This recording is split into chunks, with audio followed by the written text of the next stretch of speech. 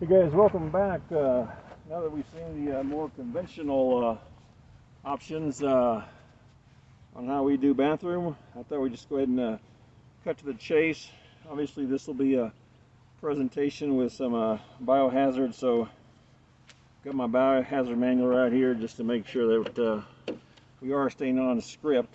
So, you're probably wondering what prompted this segment. Well, Terry came up to me and said, I think I'm having bladder problems. And I said, well, you're in trouble. All right, guys, yep, poor effort and sense of humor. But hey, how do we bathroom inside of the TAJ, the Taj? First of all, very important, I want to do a presentation here. I want to make sure that we are properly geared up. All the gear came courtesy of my YouTube coach, Dr. Steer Me Wong, as you guys know. He's over in Wuhan, so he's very skilled with knowing what we should be wearing for our biohazard prevention gear. So hopefully this will keep me safe. All right, again, we will have some props. Actually, not really props. It's actually what we use. All right. So number one, no pun intended, is using the clear jug at night.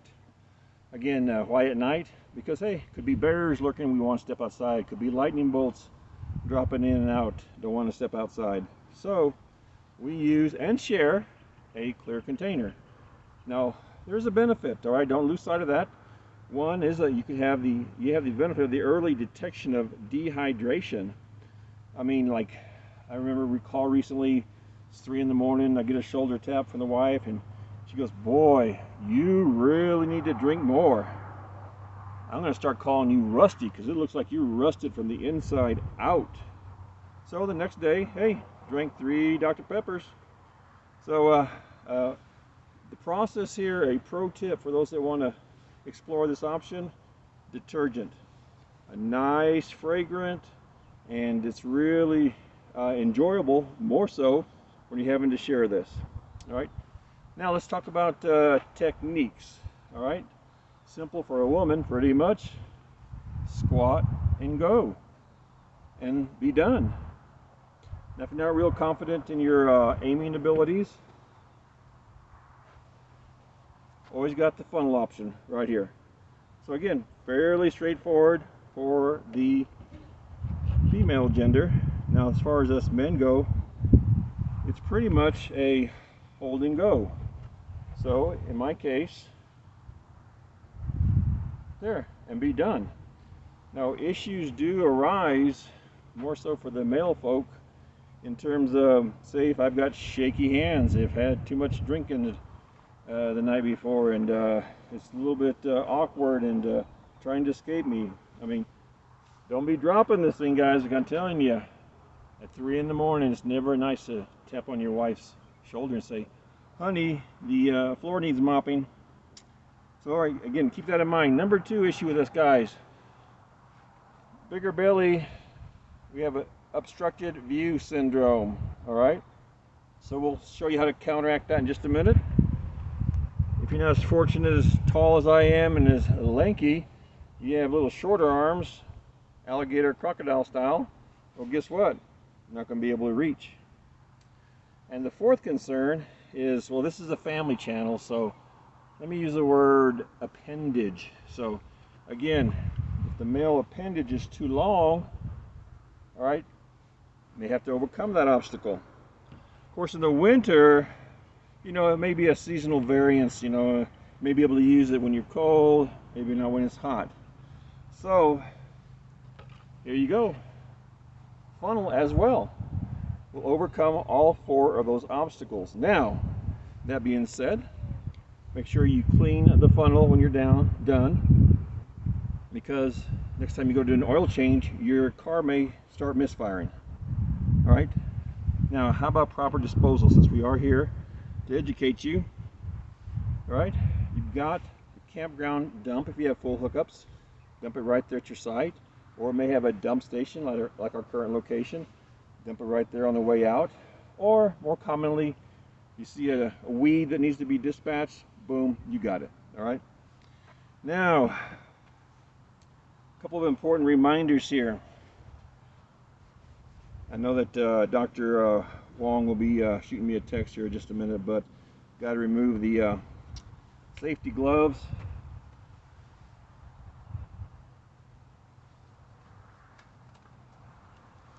You always want proper labeling. Again, label number 1. Since we do have dish soap in there, the standard do not sign dishwash. Do not dishwash with this soap. Alright, number 2.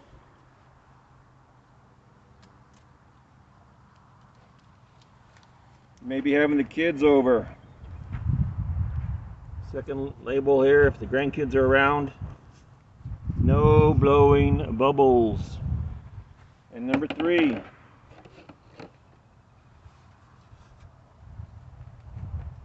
there's a little story behind this one, guys.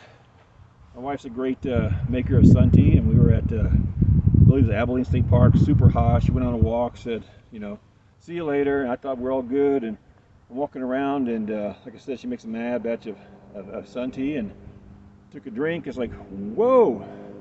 She got back and said, honey, got to add a little bit more sugar. She goes, that's not sun tea. All right.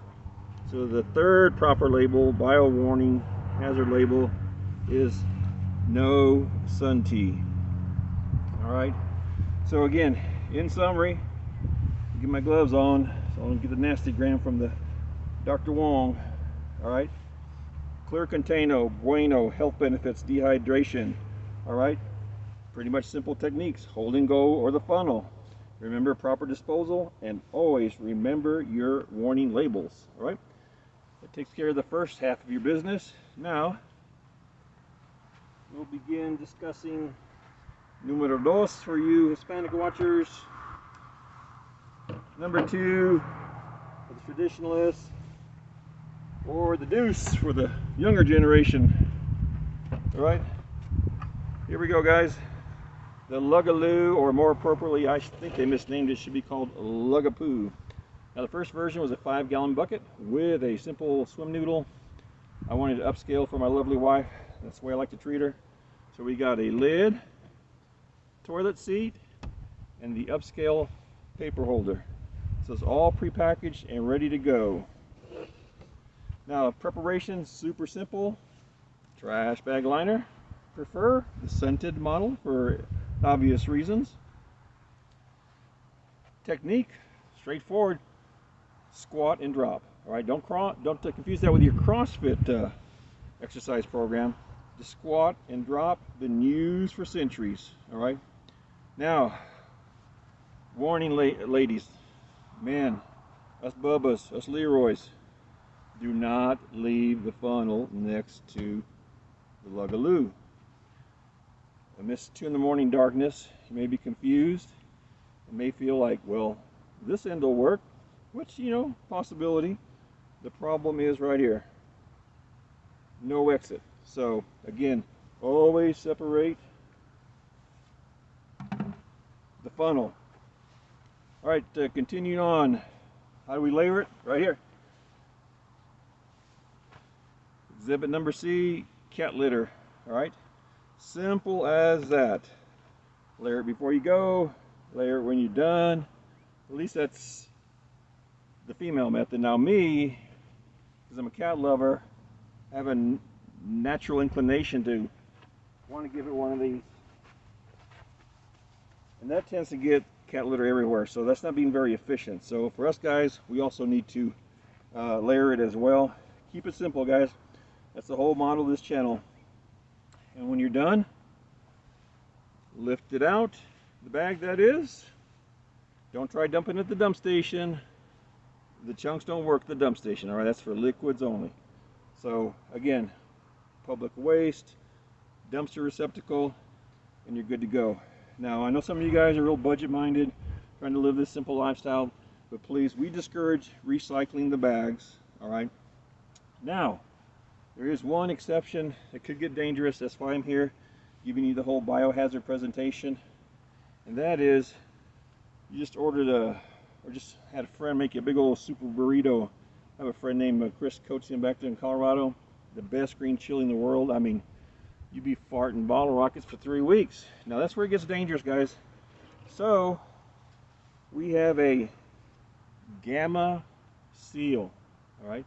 So if you're experiencing some possibility of radioactive activity, real danger, you can always set this on top there for an extra measure of concealment, so none of your folks, neighbors at the campground are exposed. Now, don't forget, this goes back on the shower bucket, which will be discussed later in a future episode. You don't want to make sure that you don't have someone accidentally pooping when you've taken off the lid and put it on the shower bucket. That is a no bueno. So again, scented bags. Don't dump the contents in the RV sewer. Do not recycle the bags. Keep the funnel away from the guys. Could be dangerous, all right? So guys, that's it in a nutshell. The video's gone way too long once again. So that concludes this educational seminar on how we pee and we poop in small places. So I'm starting to smell like a biohazard myself here, guys. It's been pretty hot. So hey, if you desire more future educational content, make sure you hit the like or subscribe button, and we'll see you next week on how we clean ourselves. Oh, in case I forgot to mention, always wipe when you're done with the Lugaloo.